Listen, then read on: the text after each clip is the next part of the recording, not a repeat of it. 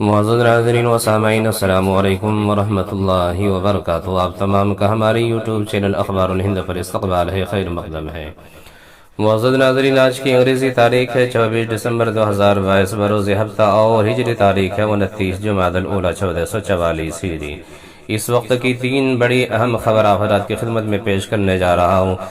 आगे बढ़ने से पहले, खबर शुरू करने से पहले आपसे गुजारिश है कि अगर आप चैनल पर नए हैं तो चैनल को सब्सक्राइब ज़रूर कीजिए और वीडियो को ज़्यादा से ज़्यादा शेयर कीजिए।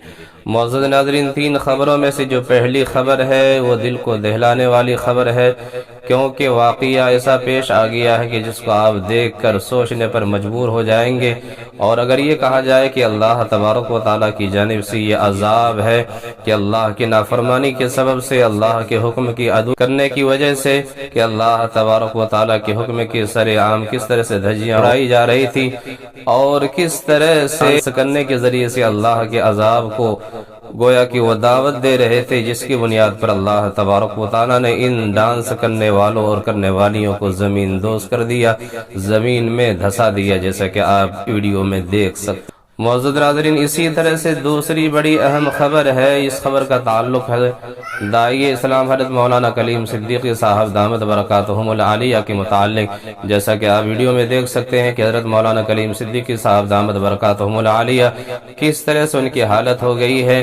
कैद में जाने के बाद बहुत सारा अरसा गुजर गया है, लेकिन अब तक उनकी रिहाई की कोई खबर सुनने को नहीं मिल रही है।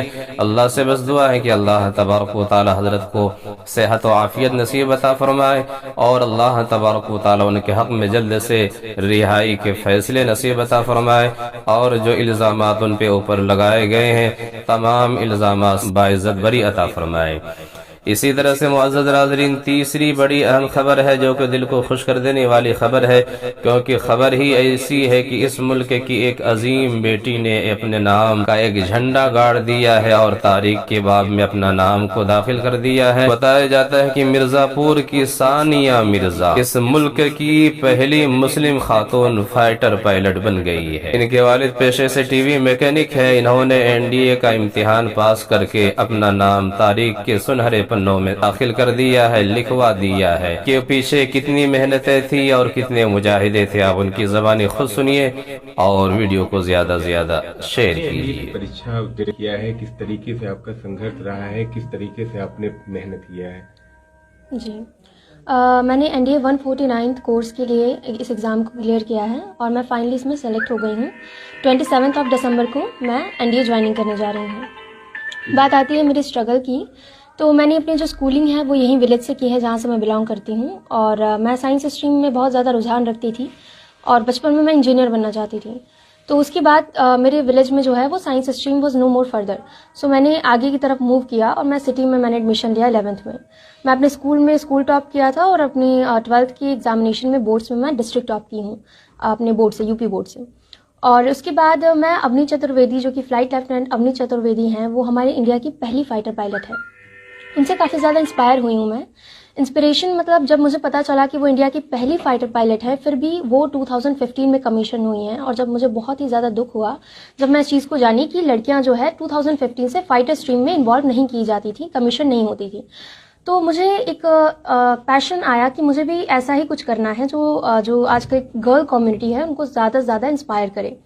तो वहाँ से मैंने ये सपना देखा था और फिर एनडीए की वैकेंसीज आई। 19 सीट्स में से 2 सीट्स फ्लाइंग के लिए हैं, जिसमें मेरा दूसरा पोजीशन है, और मैंने एग्जाम दिया और मैं फ्लाइंग के लिए सेलेक्टेड हुई। कैसा लग रहा है अंदर से, कितनी खुशी है आपको? देखिए, अगर आप इसकी बात करेंगे तो मुझे इसकी बहुत ज़्यादा खुशी है, क्योंकि खुशी इसलिए है कि मैं हमेशा से चाहती थी कि लोगों को मोटिवेट कर सकूं, जो है कि स्पेशली गर्ल कम्युनिटी है सोसाइटी की, उसको मैं हमेशा से चाहती थी कि हाँ, लड़कियां जो है वो पढ़े लिखें।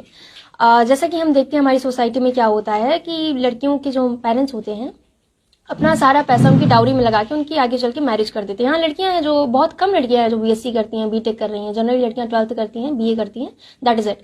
तो ये मेरा एक पेरेंट्स का सपोर्ट था, मेरी मदर का काफ़ी ज़्यादा सपोर्ट रहा है, मेरे फादर का बहुत सपोर्ट रहा है कि हाँ बेटा, हम आपके ऊपर ऐसा कोई प्रेशर नहीं डालेंगे, अगर आप कुछ करना चाहते हो तो वी विल सपोर्ट यू। तो उसी सपोर्ट से मैं कर पाई और काफ़ी खुशी है इस बात की कि मैं करने जा रही हूँ जो वो बहुत ही ज़्यादा इंस्पिरेशन है। जैसे अवनी चतुर्वेदी से मैं इंस्पायर होती हूँ, मे बी परहैप्स फ्यूचर में मुझसे भी काफ़ी लोग इंस्पायर होंगे।